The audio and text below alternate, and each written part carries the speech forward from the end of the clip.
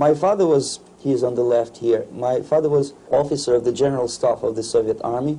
He was inspector of land forces, Soviet troops stationed in countries like Mongolia, Cuba, East European countries. This is the picture taken at the entrance of my Institute of Oriental Languages. It's a part of Moscow State University. As every Soviet student, I was, quote-unquote, volunteering for harvesting grain in Kazakhstan. By the end of my training in school, I was recruited by the KGB. This picture was taken on that day, and you can see again how happy it feels to be recruited by the KGB. Pay special attention to number of bottles on the table. One of my functions was to keep foreign guests permanently intoxicated the moment they land at Moscow airport. In 1967, the KGB attached me to this magazine, Look magazine. A group of 12 people arrived to USSR from United States to cover the 50th anniversary of October Socialist Revolution in my country. From the first page to the last page, it was a package of lies.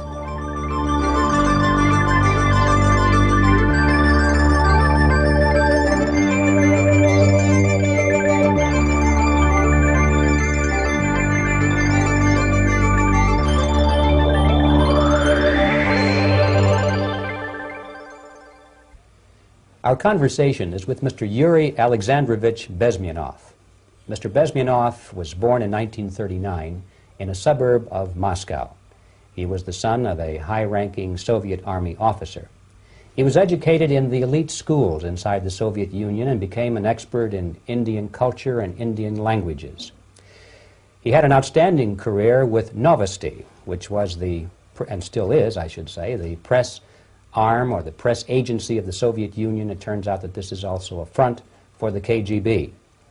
One of his interesting assignments was to brainwash foreign diplomats when they visited Moscow. And he'll tell us a little bit about how they did this and how they planted information which eventually wound up in the press of the free world. He escaped to the West in 1970 after becoming totally disgusted with the Soviet system, and he did this at great risk to his life. He certainly is one of the world's outstanding experts on the subject of Soviet propaganda and disinformation and active measures. Mr. Bezmenov, I'd like to begin by having you tell us a little bit about some of your childhood memories. Well, the most vivid memory of my childhood was Second World War, or to be more precise, the end of the Second World War, when all of a sudden United States, from a friendly nation, which helped us to defeat Nazism, turned overnight into a deadly enemy. And it was very shocking because all newspapers were trying to present an image of belligerent, aggressive American imperialism. Most of the things that we were taught is that United States is aggressive power, which is just about to invade our beautiful, free, socialist country, that American CIA is dropping Colorado beetles on our beautiful potato fields to eliminate our crops, and each schoolboy had a picture of Colorado bug on the back page of his notebook, and we were instructed to go into collective fields to search for those little Colorado bugs. Of course we couldn't find any, neither we could find many potatoes, and that was explained again by the encroachments of the decadent imperialist power. The anti-American paranoia, hysteria in the Soviet propaganda was to such of such a higher degree that many less skeptical people or less stubborn would really believe that the United States is just about to invade our beautiful motherland, and some secretly hope that it will come true. That's interesting. Yes. Well, getting back to life inside the Soviet Union or inside communist countries in general, in this country, at the university level primarily, we read and hear that the Soviet system is different from ours, but not that different, and that there is a convergence developing between all of the systems of the world, and that really it doesn't make an awful lot of difference what system you live under, because you have corruption and dishonesty and tyranny and all that sort of thing. From your personal experience, what is the difference between life under communism and life in the United States? Well, life is obviously very much different for simple reason that the Soviet Union is a state capitalist economically. It's a state capitalism where an individual has absolutely no rights, no value. His life is nothing. It's just like an insect. He is disposable. Whereby in the United States, even the worst criminal is treated as a human being. He has a fair trial, and some of them capitalize on their crimes. They publish their memoirs in their prisons and get handsomely paid by your crazy publishers. The differences, of course, in the daily life are very various, depending on whom we are talking about. In my own private life, I never suffered from communism simply because I was brought up in a family of high-ranking military officer. Most of the doors were open for me. Most of my expenses were paid by the government, and I never had any troubles with the authorities or with the police. So, in other words, I would say I enjoyed, or I had good reasons to enjoy, all the advantages of so-called socialist system. Mm-hmm. My main motivations to defect had nothing to do with affluence. It was mainly moral indignation, moral protest, rebellion against the inhuman methods of the Soviet system. Well, specifically, what did you object to? I objected, first of all, against oppression of my own dissidents and intellectuals. And that was the most disgusting thing that I witnessed as a young man, young student, who was brought up at a very troublesome period in our history, from Stalin to Khrushchev, from total tyranny and oppression to some kind of liberalization. Second, when I started working for the Soviet embassy in India, to my horror, I discovered that we are millions times more oppressive than any colonial or imperialist power in the history of mankind. That my country brings to India not freedom, progress, and friendship between the nations, but racism, exploitation, and slavery, and of course economical inefficiency to this country. Since I fell in love with India, I developed something which by KGB standards is extremely dangerous thing. It's called split loyalty, when an agent likes a country of assignment more than his own country. I literally fell in love with this beautiful country, a country of great contrasts, but also great humility, great tolerance, and philosophical and intellectual freedoms. My ancestors used to live in caves and eat raw meat when India was a highly civilized nation 6,000 years ago. So obviously the choice was not to the advantage of my own nation. I decided to defect and to entirely dissociate myself from that brutal regime. Mr. Bezmenov, we've read a lot about the concentration camps and the slave labor camps under the Stalin regime. Now the general impression in America is that those things are part of the past. Are they still going on today, or what is the status? Yes. There is no qualitative change in the Soviet concentration camp system. There are changes in numbers of prisoners. Again, this is unreliable Soviet statistics. We don't know how many political prisoners are there in the Soviet concentration camps.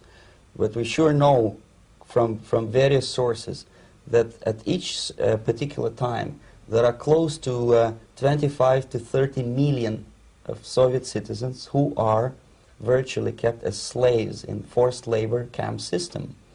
The size of the population of a country like Canada is serving terms as prisoners.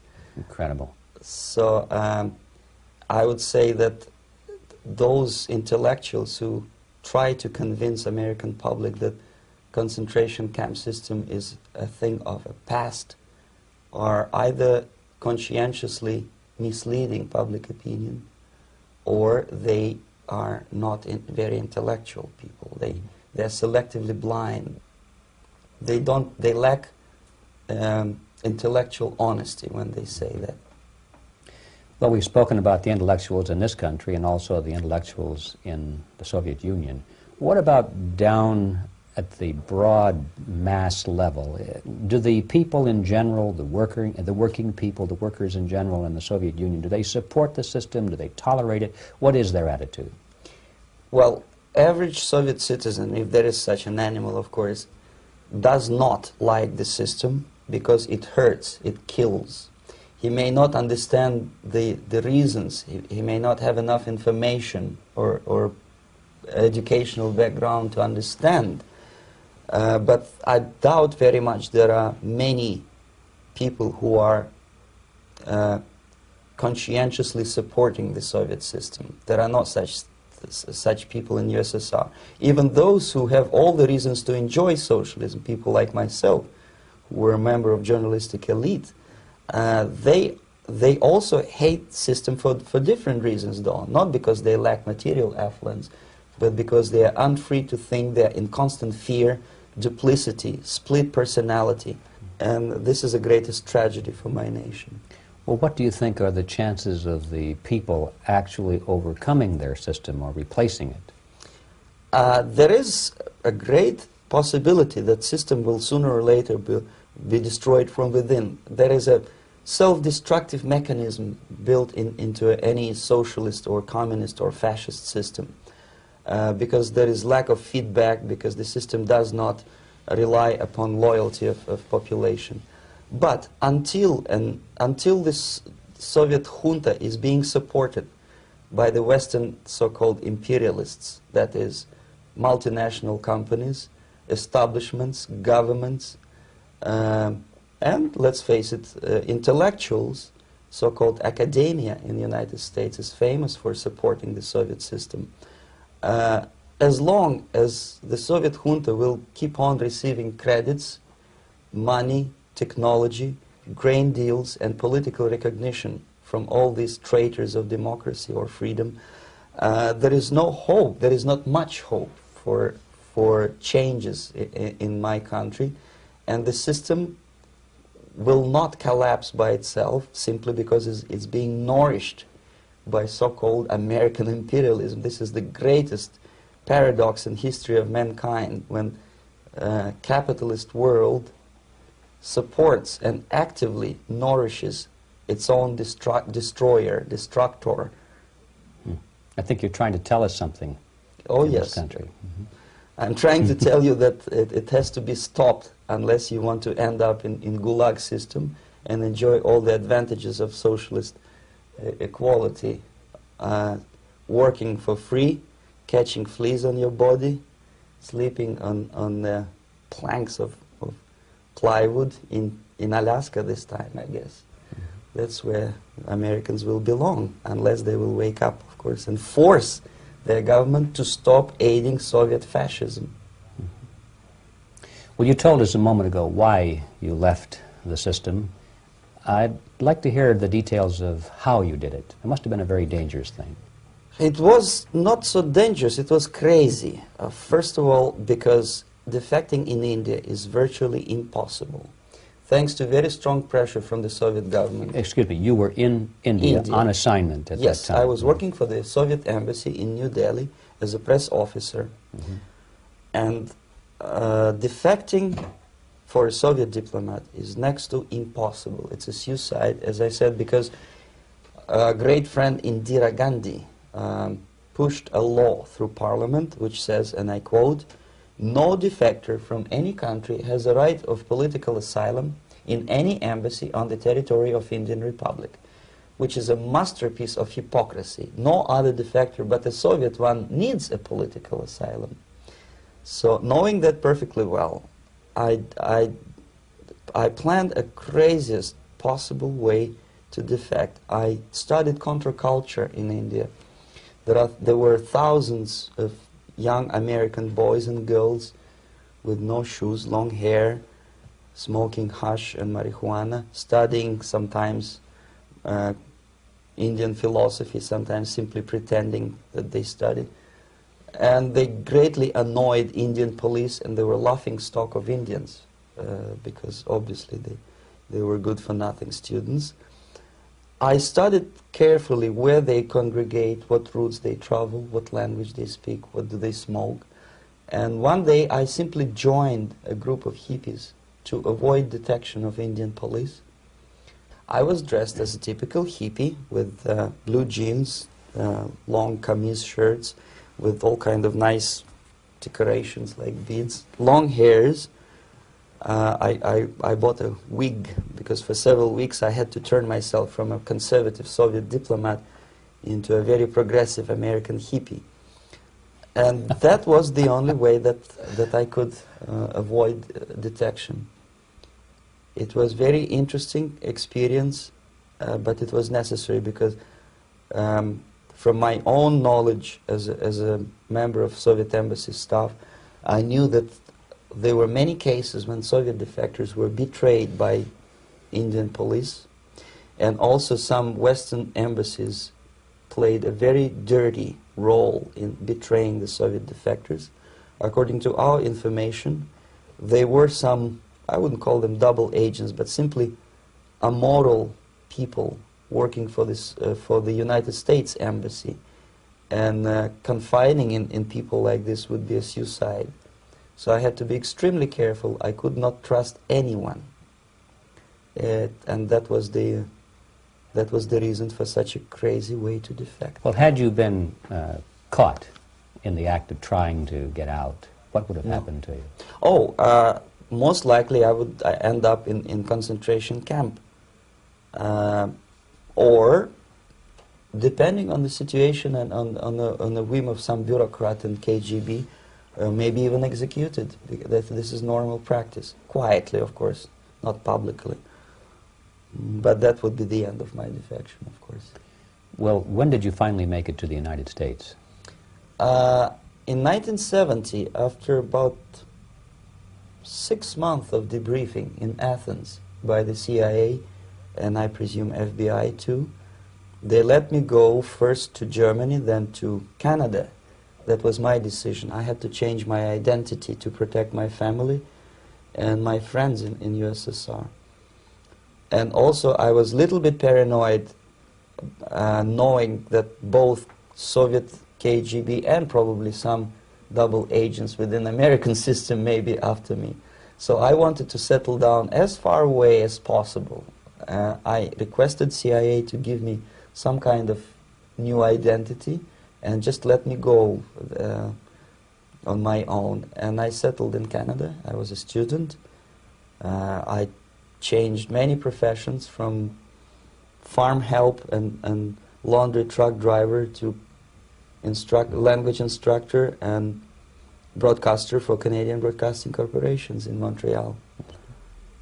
Well, have you had any threats on your life or any yes. unpleasant In about 5 years, KGB eventually discovered that I am working for Canadian Broadcasting. I made a very big mistake. I started working for overseas service of CBC, which is similar to Voice of America, in Russian language. And of course, monitoring service in USSR picked up every new voice. Every new announcer, they would make it a point to discover who he is. And in 5 years, sure enough, slowly but surely, they discovered that I am not Thomas Schumann, that I am Yuri Alexandrovich Bezmenov, and that I am working for Canadian Broadcasting, and undermining beautiful détente between Canada and USSR. And the Soviet ambassador Alexander Yakovlev made it his personal effort to discredit me. He complained to Pierre Trudeau, who is known to be a little bit soft on socialism. And the management of CBC behaved in a very strange, cowardly way, unbecoming to representatives of an independent country like Canada. They listened to every suggestion that Soviet ambassador gave, and they started shameful investigation, analyzing content of my broadcasts to USSR. And sure enough, they discovered that some of my statements were probably would be offending to the Soviet Politburo. So I had to leave my job. And of course, subtle intimidations. They would say something like, please cross the street carefully because, you know, traffic is very heavy in Quebec. And fortunately, I know about the psychology and the logic of activity of the KGB, and I never allowed myself to be intimidated. This is the worst thing. This is what they expect a person, a defector, to be intimidated. Once they spot that you are scared, they keep on developing that line, And then eventually you either have to give up entirely and work for them, or they neutralize you.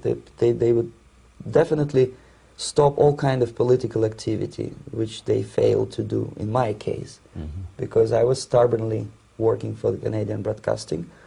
And in response to their intimidations, I said that, look, this is a free country, and I am as free as you are. And I also can drive very fast. And gun control is not yet established in Canada, so I had a couple of good shotguns in my basement.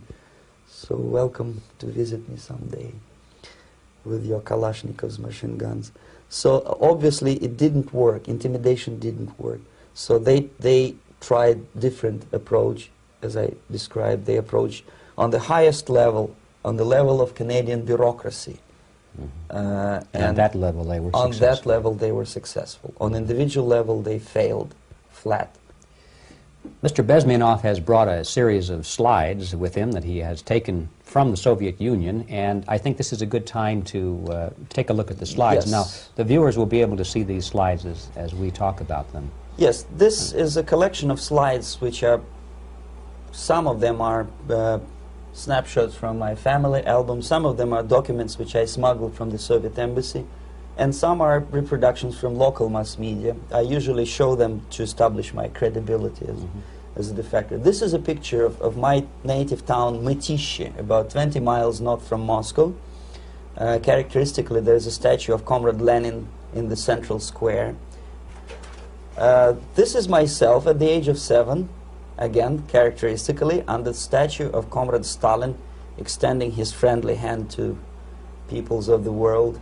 At that age, of course, I was still idealistically minded young communist, and I still believe that sooner or later things will go for better. But I realized that the system stinks, that something is fishy, and that ideology is fake, and the propaganda about advanced Soviet agriculture simply didn't meet the criteria of reality. If they talk about abundance of food and there is none in the stores, there must be something wrong. My father was, he is on the left here, my father was officer of the General Staff of the Soviet Army. He was inspector of land forces, Soviet troops stationed in countries like Mongolia, Cuba, East European countries. Were he alive today, most likely he would be inspecting Soviet troops in Nicaragua, Angola, and many other parts of the world. Fortunately, he died, and he didn't see the disgrace, because deep inside he was a Russian patriot. He didn't like the idea of expanding Soviet military might, especially in the areas where we were not welcomed at all.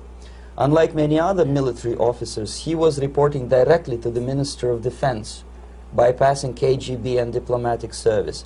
In other words, he was a trusted military professional.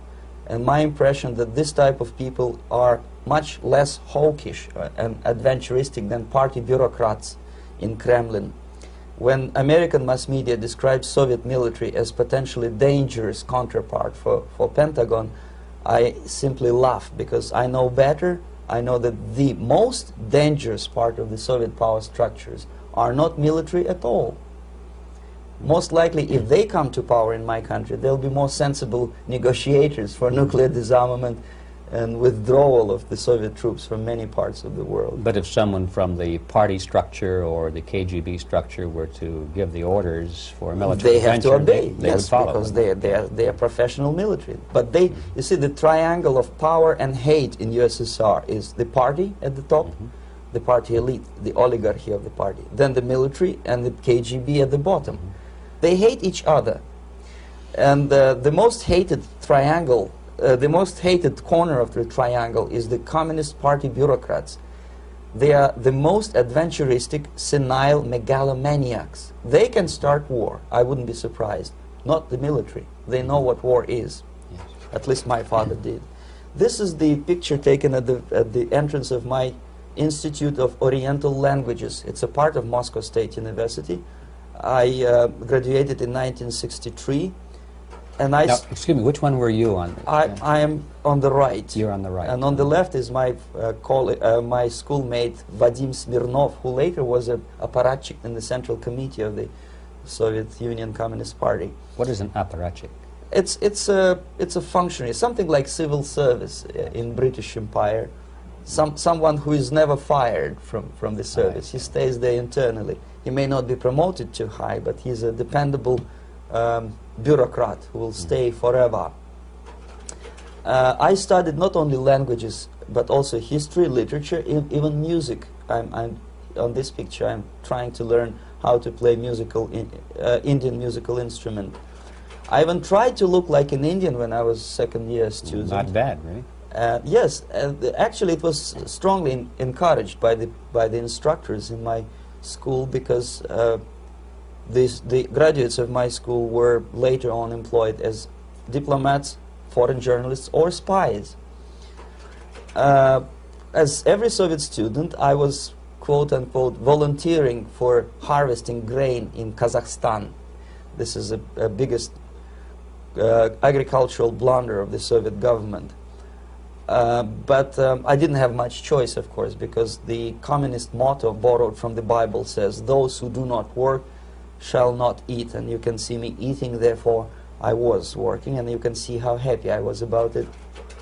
I went through a very extensive physical and military training, including the military games in areas, suburban areas of Moscow. And here, for example, we are on a tour in Arkhangelsk area. And by the end of my training in school, I was recruited by the KGB. This picture was taken on that day, and you can see again how happy it feels to be recruited by the KGB. Our conversation with Yuri Alexandrovich Bezmenov, who is a defector from the Soviet Union, a former propaganda agent for Novosti and the KGB, will continue after this message.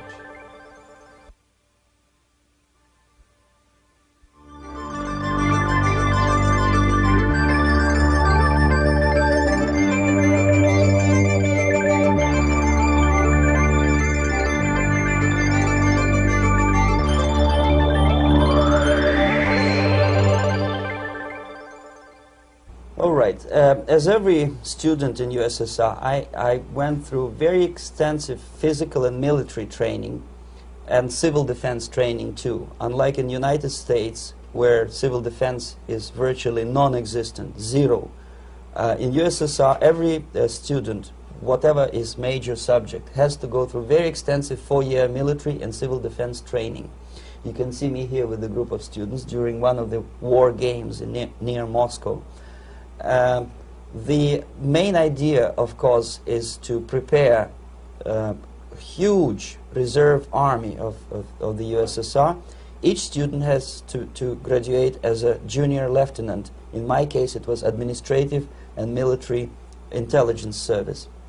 My first assignment was to India as a translator with the Soviet Economical Aid Group, building refinery complexes in Bihar state and Gujarat state.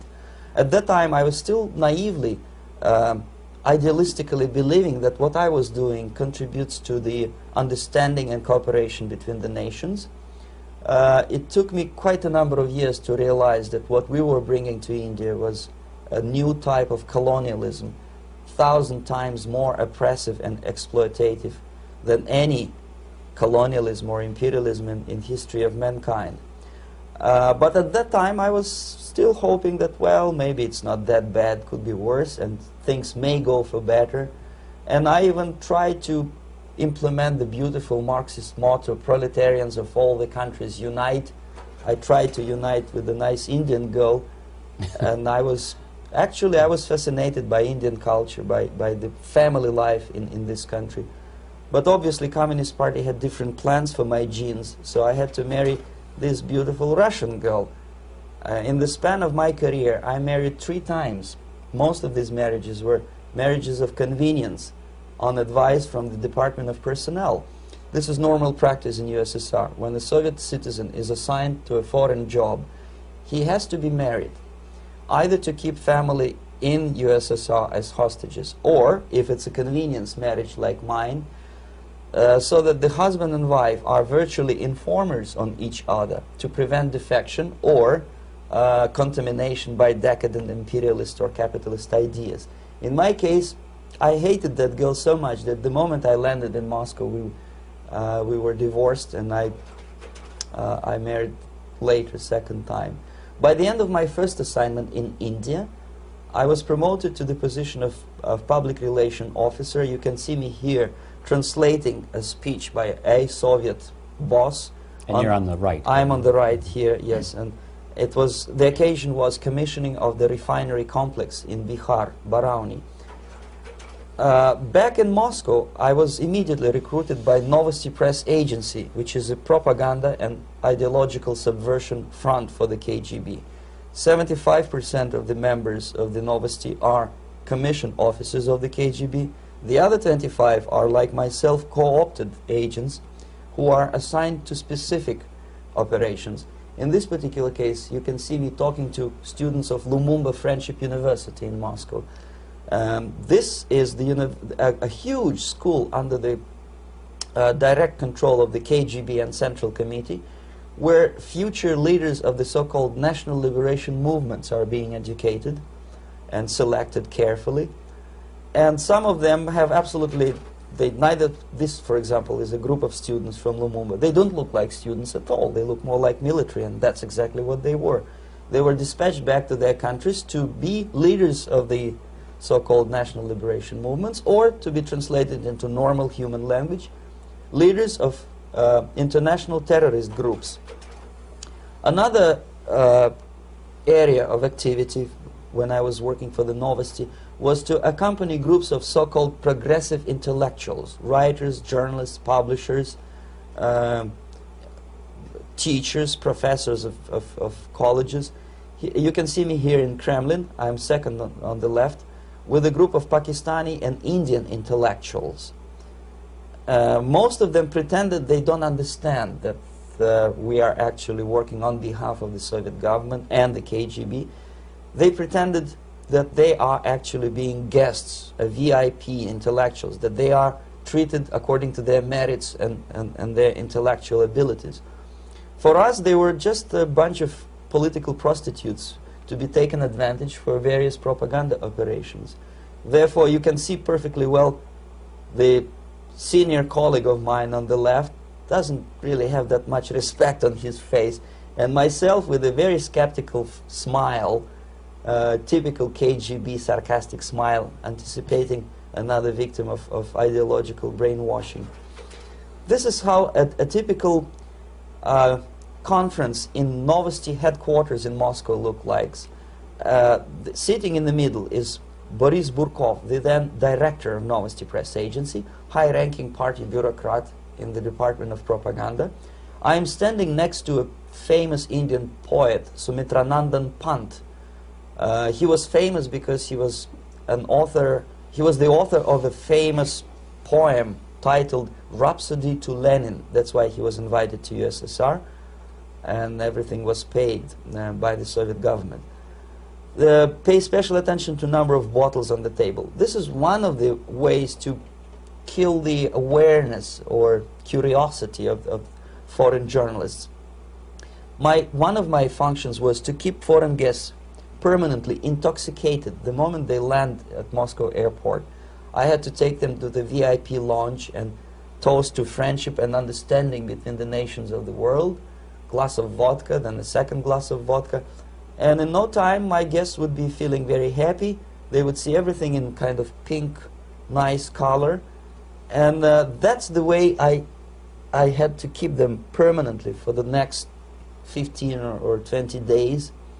At a certain point in time, I had to withdraw alcohol from them so that some of them, who are the most recruitable, would feel a little bit shaky, guilty, trying to remember what they were talking last night.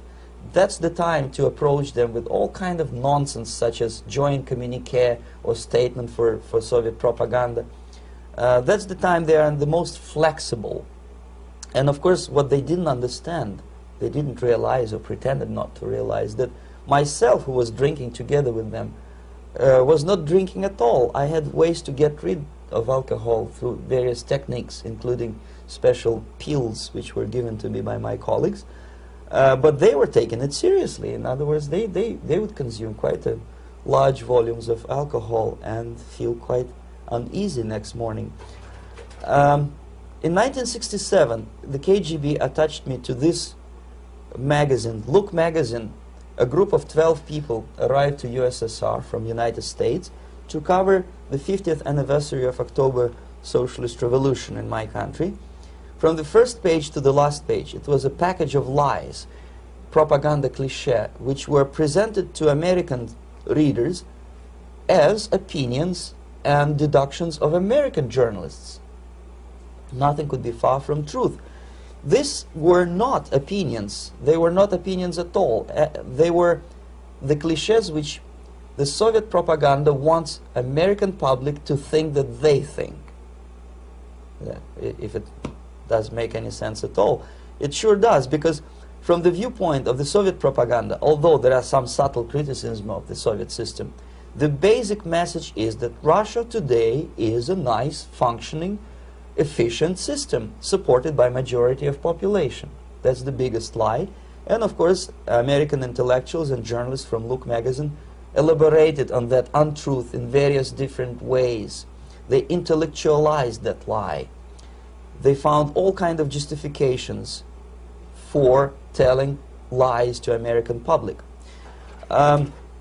Excuse me, it was partly your job to make sure that they got these ideas, yes, and accepted them as their own ideas. Right. Actually, even before they arrived to USSR, and they paid astronomical sum of money for that visit, they were submitted, this Novosti Press Agency developed so-called backgrounders, 20-25 pages of information and opinions which were presented to the journalists even before they bought their tickets to Moscow. They had to analyze the situation, and judging on their reaction to that backgrounder, the local Novosti representative or local Soviet diplomat in Washington, D.C. would assess whether they be given visa to USSR or not. So but they were selected ahead of time. Oh yes, they were pre-selected very carefully, and there is not much chance for honest journalists to arrive to USSR and to stay there for 1 year and to bring this package of lies back home. This, for example, is a centerfold of the Look magazine. They presented this monument erected by Communist Party in Stalingrad as the symbol, personification of Russian military might. And they said in the article, which is published on the site, that Soviets are very proud of the victory in the Second World War. This is another big myth, a lie. No sensible people would be proud to lose 20 millions of their countrymen in a war which was started by Genoese Hitler and Comrade Stalin and paid by American multinationals. Most of the Soviet citizens look at this type of monuments with disgust and sorrow, because every family lost father, brother, sister, or child in the Second World War. Yet American journalists who were trying to appease, to please their hosts, presented this picture on the centerfold as the symbol and personification of Soviet national, they call it Russian national spirit. And it was greatest misconception and a very tragic misunderstanding. Of course, Look magazine was not distributed in USSR. The main audience was in United States.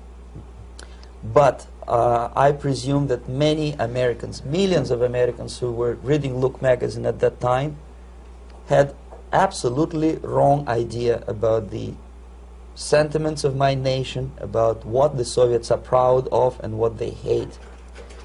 This is a group, you see the same lady with the sword in Stalingrad. This is the group of journalists. Myself is in the center with the same devilish smile. And Mr. Philip Harrington is on the extreme left there with his camera.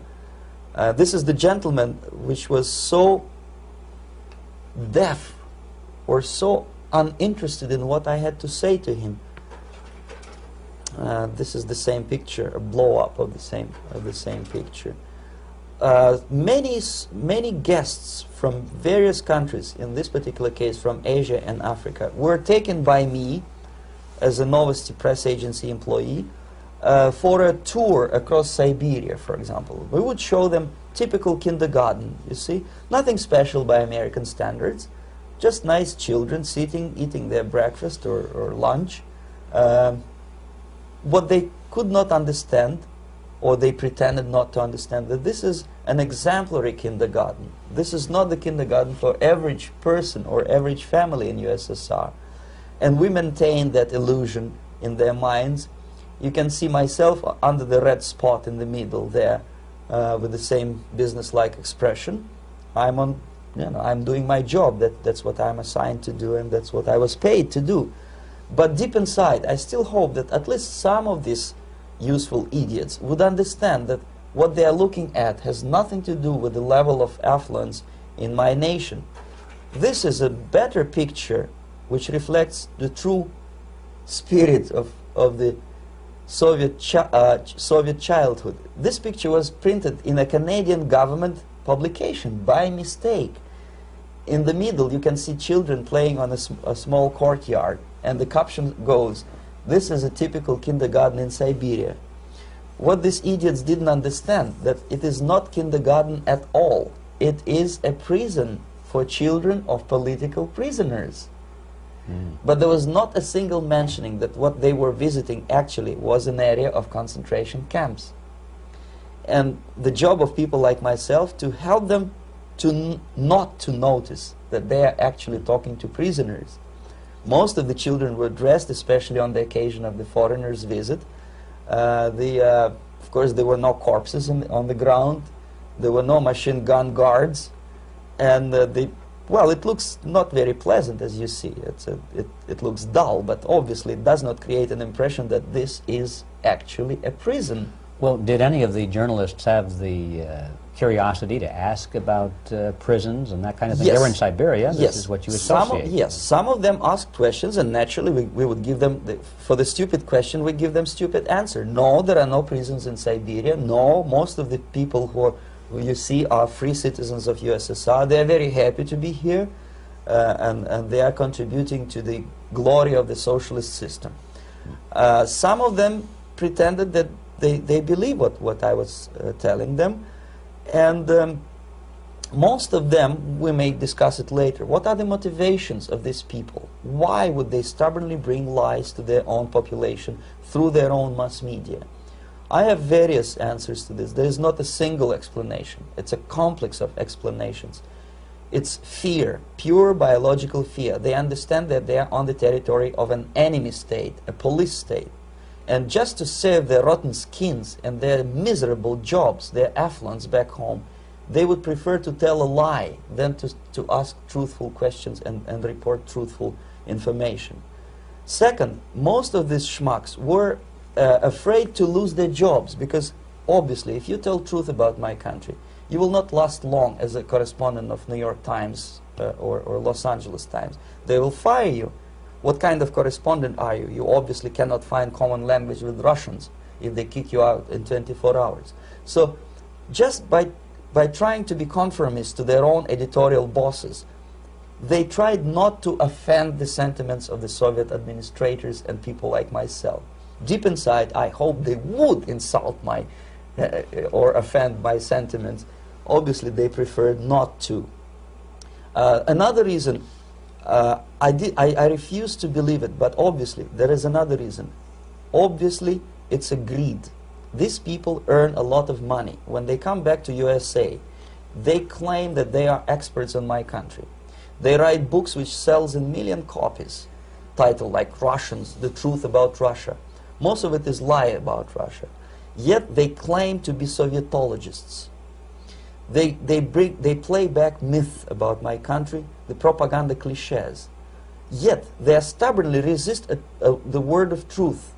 If a person like Solzhenitsyn is either defecting or kicked out of USSR, they try all their best to discredit him and to discourage him.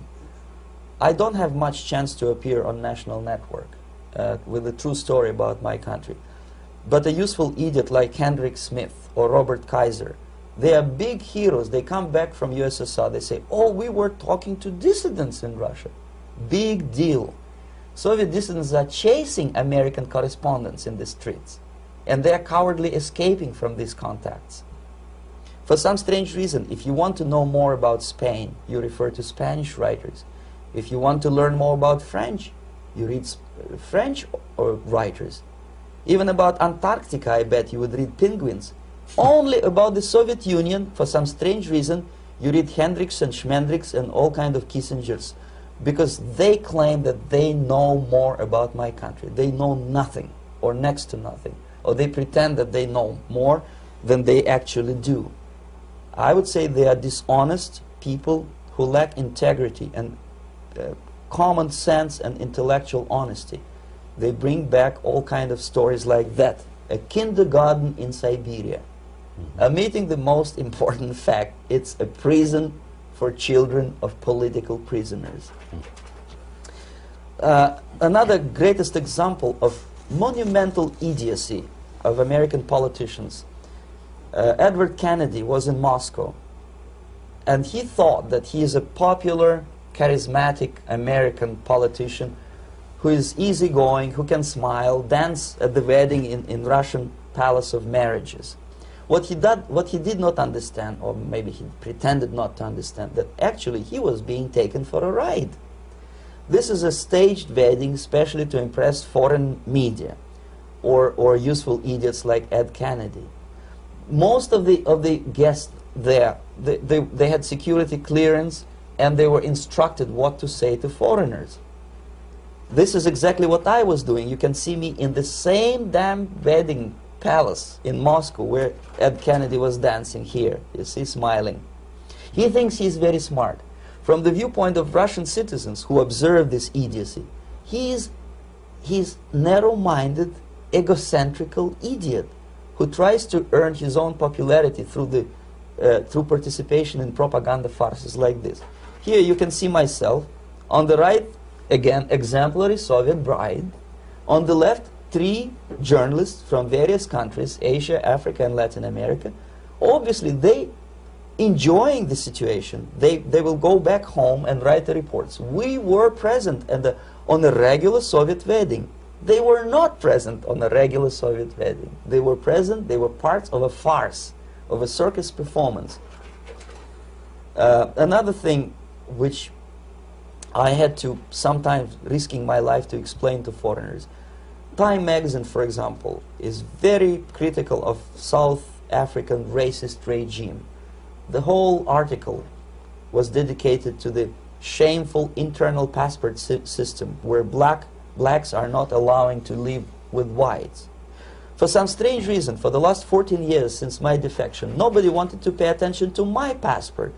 This is my passport. It also shows my nationality, and it has a police rubber stamp, which is called propiska in Russian language, which assigns me to a certain area of residence. I cannot leave that area, same way as this black man cannot leave the area in South Africa. Yet we call South African government racist regime.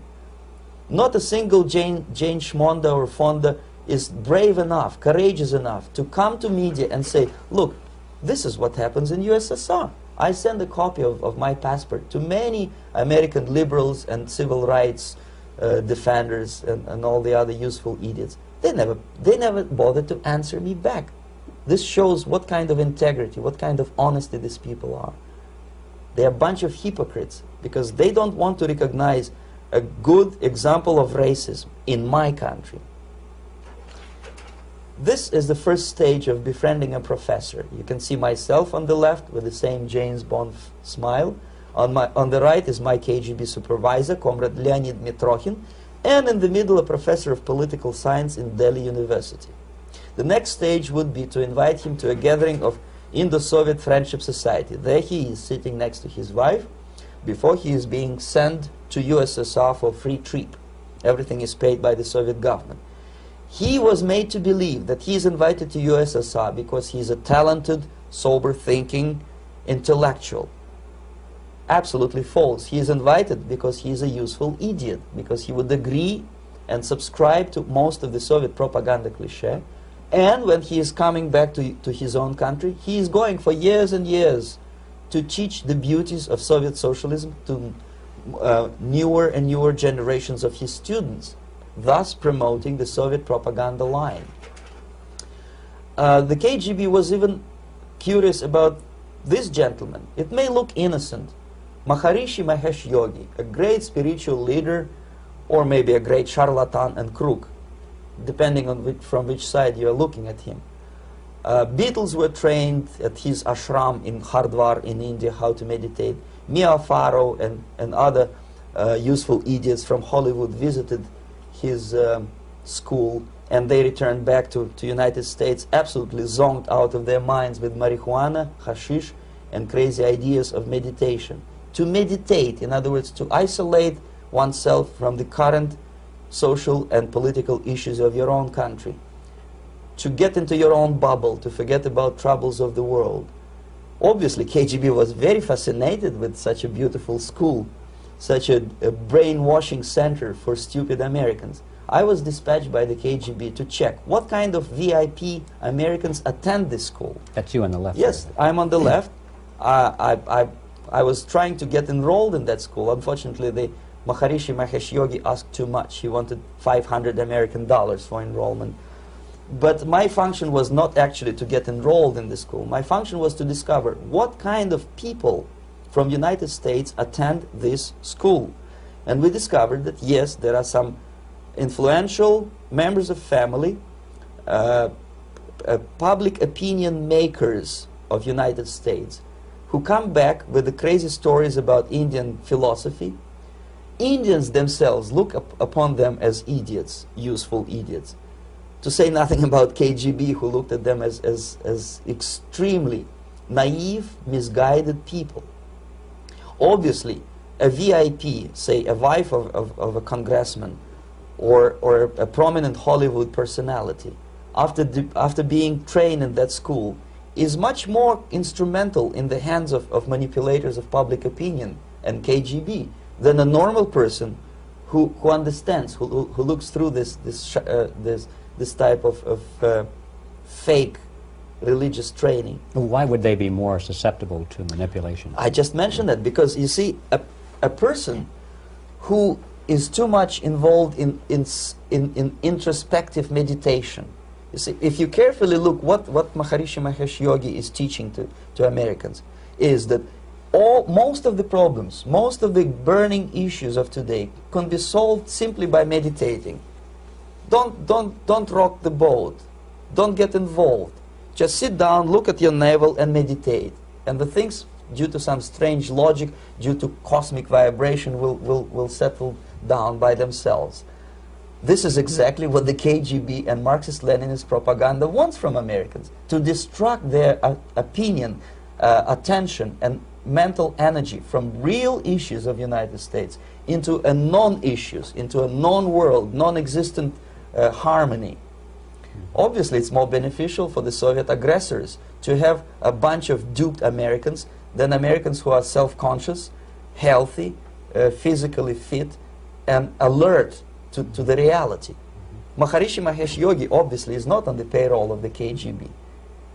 But whether he knows it or not, he contributes greatly to demoralization of American society. And he's not the only one. There are hundreds of those gurus who come to your country to capitalize on naivete and stupidity of Americans. It's a fashion. It's a fashion to meditate. It's a fashion not to be involved. So obviously, you can see that if KGB were that curious, if they paid my trip to Hardwar, if they assigned me to that strange job, obviously they were very much fascinated. They were convinced that that type of brainwashing is very efficient and instrumental in demoralization of the United States. Our conversation with Yuri Alexandrovich Bezmenov, who is a defector from the Soviet Union, a former propaganda agent for Novosti and the KGB, will continue after this message.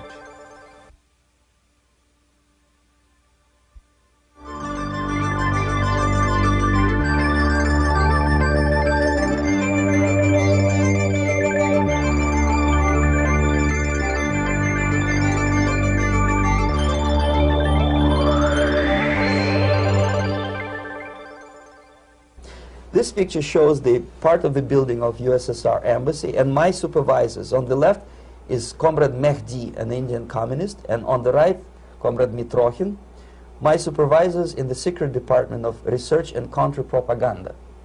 It has nothing to do with either research or counter-propaganda. Most of the activity of that department was to compile huge volume of information on individuals who were instrumental in creating public opinion. Publishers, editors, journalists, actors, educationalists, professors of political science, members of parliament, representatives of business circles. Most of these people were divided roughly into groups. Those who would toe the Soviet foreign policy, they would be promoted to the positions of power through media and public opinion manipulation. Those who refused the Soviet influence in their own country would be character assassinated or executed physically come revolution. Same way as in the small town of Hue in South Vietnam, several thousands of Vietnamese were executed in one night when the city was captured by Viet Cong for only 2 days. And American CIA could never figure out how could possibly communists know each individual, where he lives, where to get him, and would be arrested in one night, basically in some 4 hours before dawn, put on a van, taken out of the city limits and shot. The answer is very simple. Long before communists occupied the city, there was extensive network of informers, local Vietnamese citizens, who knew absolutely everything about people who are instrumental in public opinion, including barbers and taxi drivers. Everyone who was sympathetic to the United States was executed. Same thing was done under the guidance of the Soviet embassy in Hanoi, and same thing I was doing in New Delhi. To my horror, I discovered that in the files where people were doomed to execution, there were names of pro-Soviet journalists with whom I was personally friendly. Pro-Soviet? Yes. They were idealistically minded leftists who made several visits to USSR, and yet the KGB decided that come revolution or drastic changes in political structure of India, they will have to go. Why is that? Because they know too much. Simply because, you see, the useful idiots, the leftists who are idealistically believing in the beauty of Soviet socialist or communist or whatever system, when they get disillusioned, they become the worst enemies. That's why my KGB instructors specifically made a point, never bother with leftists. Forget about these political prostitutes. Aim higher. This was my instruction. Try to get into large circulation, established conservative media. Reach, filthy rich movie makers, intellectuals, so-called academic circles. Cynical, egocentric people who can look into your eyes with angelic expression and tell you a lie. These are the most recruitable people, people who lack moral principles, who are either too greedy or too suffer from self-importance. They feel that they matter a lot. These are the people who KGB wanted very much to recruit. But to eliminate the others, to execute the others, don't they serve some purpose? Wouldn't they be the ones they rely on? They serve purpose only at the stage of destabilization of a nation. For example, your leftists in United States, all these professors and all these beautiful civil rights defenders, they are instrumental in the process of the subversion only to destabilize the nation. When their job is completed, they are not needed anymore. They know too much. Some of them, when they get disillusioned, when they see that Marxist-Leninists come to power, obviously they get offended. They think that they will come to power. That will never happen, of course. They will be lined up against the wall and shot.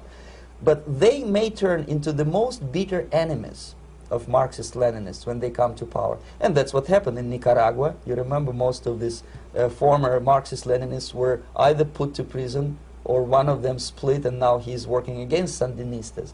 It happened in Grenada when Maurice Bishop was already a Marxist. He was executed by a new Marxist who was more Marxist than this Marxist. Same happened in Afghanistan when first there was Taraki, he was killed by Amin, then Amin was killed by Babrak Karmal with the help of KGB. Same happened in Bangladesh when Mujibur Rahman, very pro-Soviet leftist, was assassinated by his own Marxist-Leninist military comrades. It's the same pattern everywhere.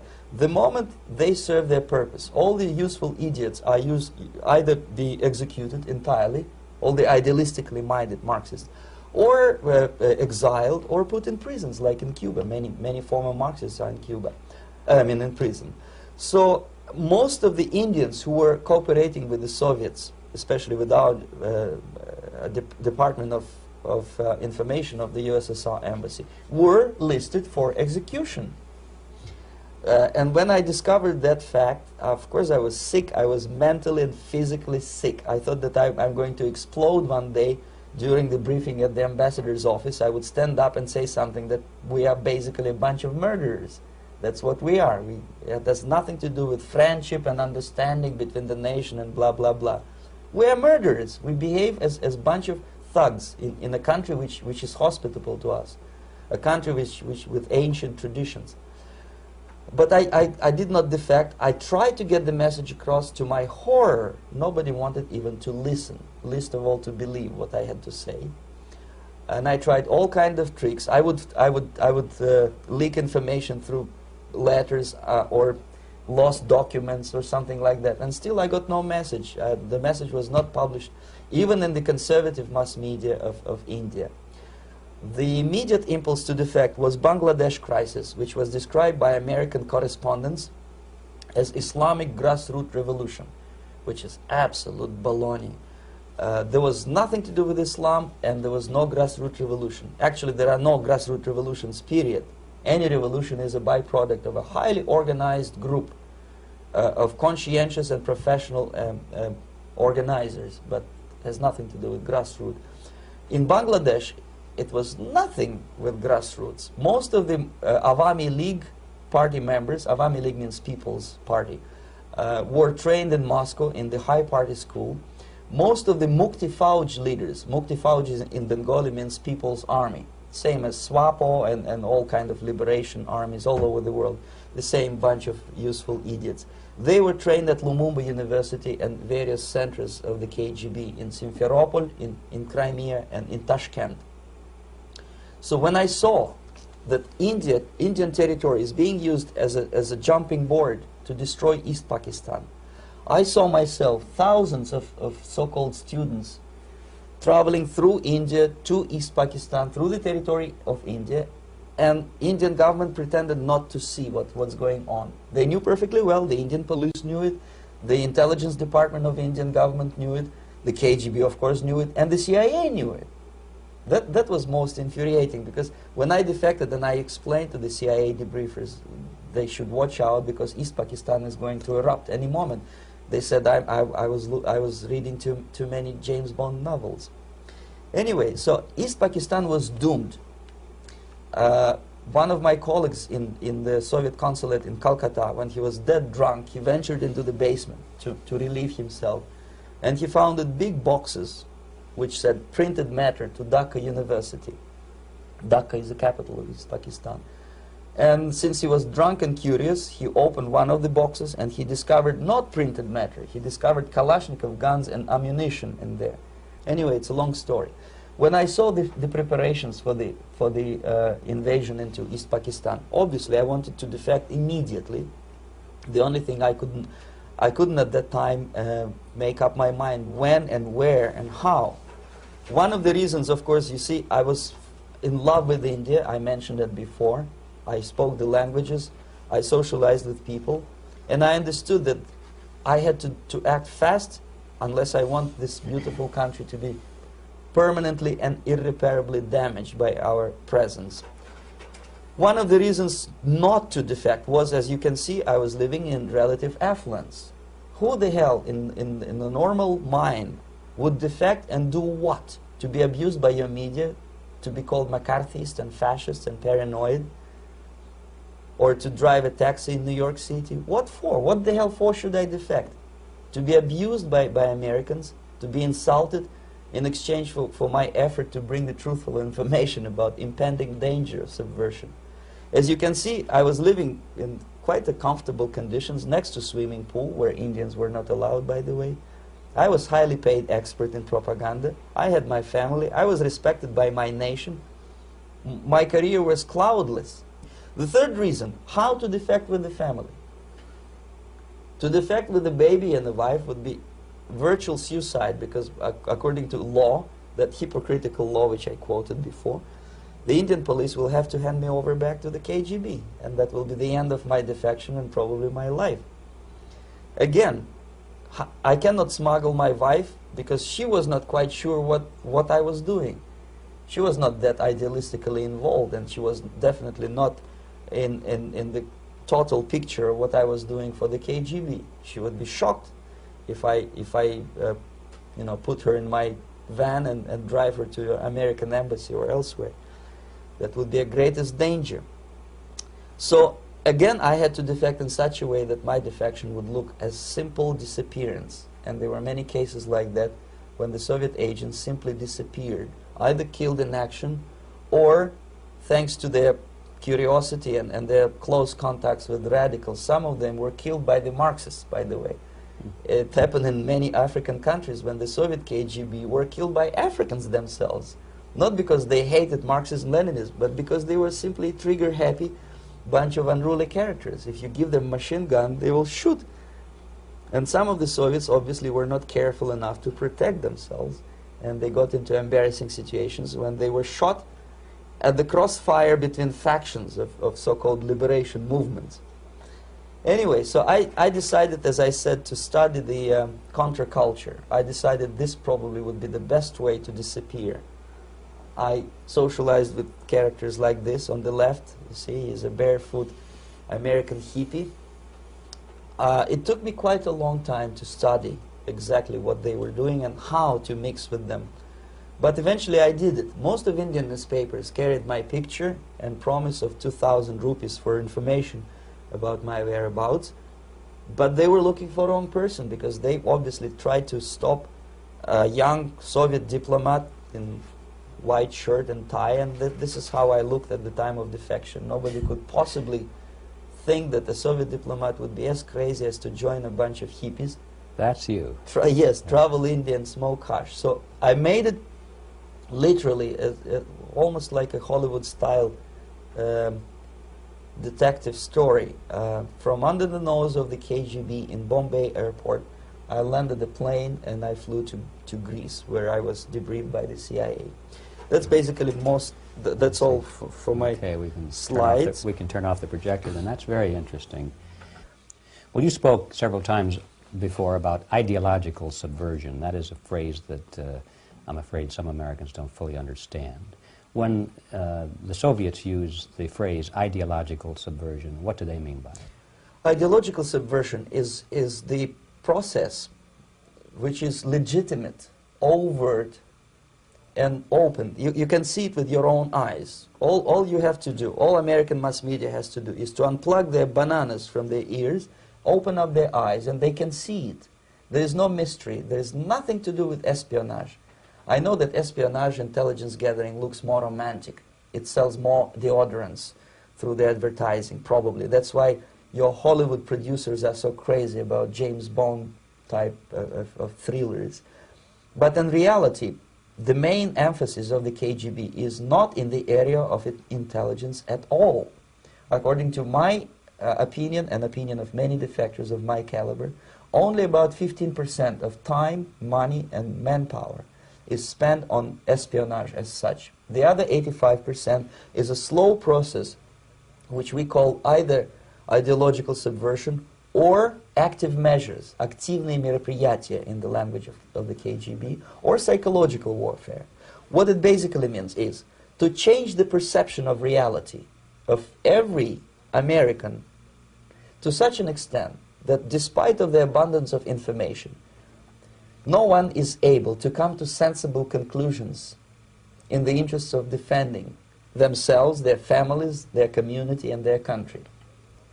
It's a great brainwashing process which goes very slow, and it's divided in 4 basic stages. The first one being demoralization. It takes from 15 to 20 years to demoralize a nation. Why that many years?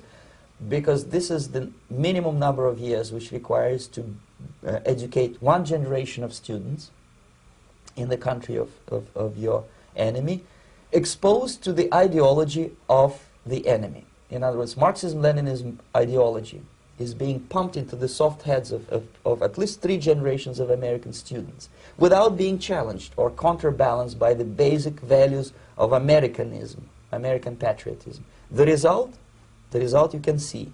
Most of the people who graduated in the 60s, dropouts or half-baked intellectuals, are now occupying the positions of power in the government, civil service, business, mass media, educational system. You are stuck with them. You cannot get rid of them. They are contaminated. They are programmed to think and react to certain stimuli in a certain pattern. You cannot change their mind, even if you expose them to authentic information, even if you prove that white is white and black is black. You still cannot change the basic perception and the logic of behavior. In other words, these people, the process of demoralization is complete and irreversible. To get rid society of these people, you need another 20 or 15 years to educate a new generation of patriotically minded and common sense people who would be acting in favor and in the interests of United States society. And yet these people who've been programmed and, as you say, in place and Yes. who are favorable to an opening with the Soviet concept, these are the very people who would be marked for extermination in this country? Most of them, yes. Simply because the psychological shock when they will see in future what the beautiful society of equality and social justice means in practice, obviously they will revolt. They will be very unhappy, frustrated people. And the Marxist-Leninist regime does not tolerate these people. Obviously they will join the links of dissenters, dissidents.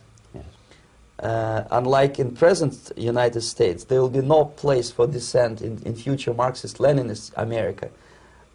Here you can get popular like Daniel Ellsberg and filthy rich like Jane Fonda for being dissident, for criticizing your Pentagon. In future, these people will be simply squashed like cockroaches. Nobody is going to pay them nothing for their beautiful, noble ideas of equality. This they don't understand, and it will be a greatest shock for them, of course. The demoralization process in the United States is basically completed already. For the last 25 years, actually it's overfulfilled, because demoralization now reaches such areas where previously not even Comrade Andropov and all his experts would even dream of such a tremendous success. Most of it is done by Americans to Americans, thanks to lack of moral standards. As I mentioned before, exposure to true information does not matter anymore. A person who was demoralized is unable to assess true information. The facts tell nothing to him. Even if I shower him with information, with authentic proof, with documents, with pictures, even if I take him by force to the Soviet Union and show him concentration camp, he will refuse to believe it until he is going to receive a kick in his fat bottom. When a military boot crashes his balls, then he will understand, but not before that. That's the tragic of the situation of demoralization.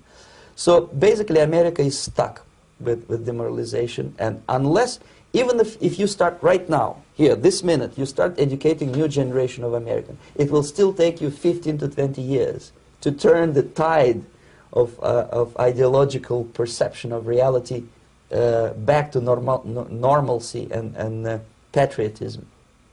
The next stage is destabilization. This time, subverter does not care about your ideas and the patterns of your consumption. Whether you eat junk food and get fat and flabby, doesn't matter anymore. This time, and it takes only from 2 to 5 years to destabilize a nation, what matters is essentials: economy, foreign relations, defense systems.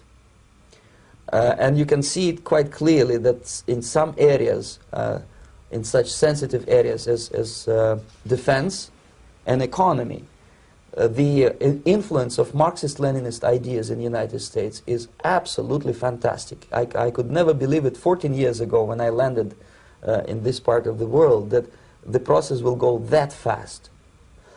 The next stage, of course, is crisis. It may take only up to 6 weeks to bring a country to the verge of crisis. You can see it in Central America now.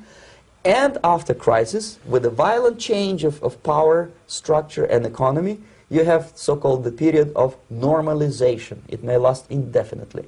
Normalization is a cynical expression borrowed from Soviet propaganda. When the Soviet tanks moved into Czechoslovakia in '68, Comrade Brezhnev said, "Now the situation in brotherly Czechoslovakia is normalized."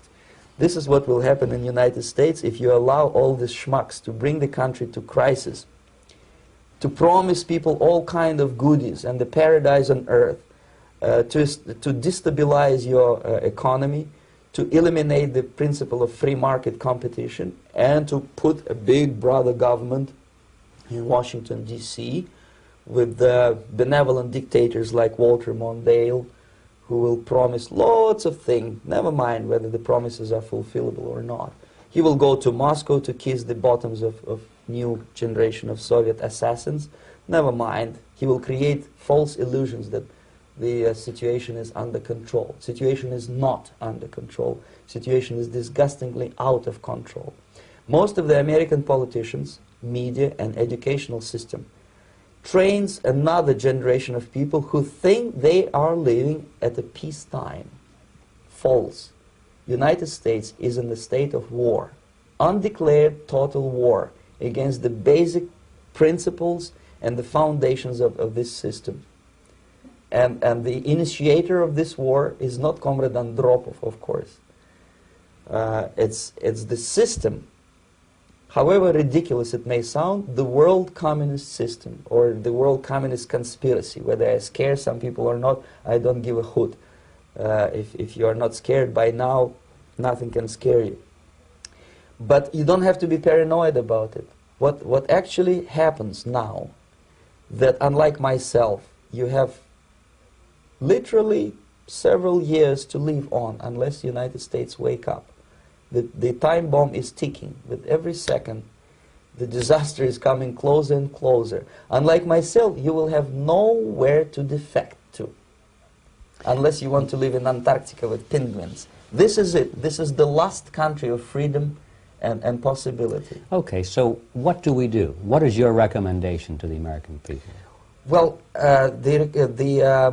the immediate thing that comes to my mind is, of course, there must be a very strong national effort to educate people in the spirit of real patriotism, number one. Number two, to explain them the real danger of socialist, communist, whatever, welfare state, big brother government. If people will fail to grasp the impending danger of that development, nothing ever can help United States. You may kiss goodbye to your freedom, including freedoms to homosexuals, to prison inmate. All this freedom will vanish, evaporate in 5 seconds, including your precious lives. The second thing, the moment at least part of United States population is convinced that the danger is real, they have to force their government. And I'm not talking about sending letters, signing petitions, and all this beautiful, noble activity. I'm talking about forcing United States government to stop aiding communism. Because there is no other problem more burning and urgent than to stop the Soviet military-industrial complex from destroying whatever is left of the free world. And it is very easy to do. No credits, no technology, no money, no political or diplomatic recognition, and of course no such idiocy as grain deals to USSR. The Soviet people, 270 millions of Soviets, will be eternally thankful to you if you stop aiding a bunch of murderers who sit now in Kremlin and whom President Reagan respectfully calls government. They do not govern anything, least of all such complexity as the Soviet economy.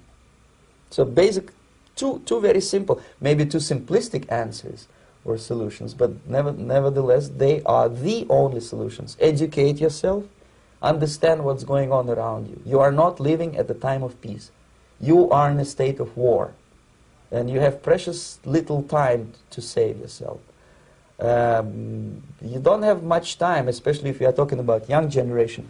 There's not much time left for convulsions and sexual masturbation to the beautiful disco music. Very soon it will go, just overnight. If we are talking about capitalists or wealthy businessmen, I think they are selling the rope on which they will hang very soon. If they don't stop, if they cannot curb their unsettled desire for profit, and if they keep on trading with the monster of the Soviet communism, they are going to hang very soon. And they will pray to be killed, but unfortunately they will be sent to Alaska probably to manage industry of slaves. It's simplistic. I know it sounds unpleasant. I know Americans don't like to listen to things which are unpleasant. But I have defected not to tell you the stories about such idiocy as microfilm, James Bond type espionage. This is garbage. You don't need any espionage anymore. I have come to talk about survival. It's a question of survival of this system. You may ask me, what is it in for me? Survival, obviously, because unlike, as I said, I am now in your boat. If we sing together, we'll sing beautifully together. There is no other place on this planet to defect to.